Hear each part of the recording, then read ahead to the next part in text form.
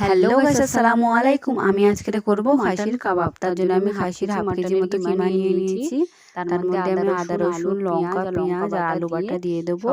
তার উপর দিয়ে সব রকম মশলা অল্প অল্প দিয়ে এবার একটু দিয়ে দেবো সর্ষের তেল, এবার দিয়ে দেবো একটুখানি সর্ষের তেল। সবকিছু দিয়ে আমি ভালো করে এটাকে মিক্স করে নেব, যেন সবকিছু একসঙ্গে ভালো করে মাখামাখি হয়ে যায়। তো এটা আমার মিক্স হয়ে গিয়েছে। এবার পাত্রে একটা গোল সাইজ নিয়ে এবার ভালো করে চ্যাপটা করে একটা সাইজ করে রেডি করে নেব। সবগুলো এরভাবে করে নেব।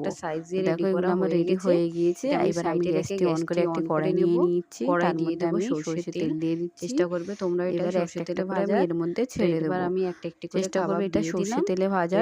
সরষের তেলে ভাজলে গন্ধটা খুব ভালোই হয় আর খেতেও খুবই ভালো লাগে। তো দেখো এই পিঠেগুলো আমি ভালো করে লাল লাল করে ভেজে নিয়েছি। তৈরি হয়ে গেল আমাদের খাসির কাবাব। ভিডিওটি কেমন লাগলো বলবেন। আজকে এতটুকু, বাই।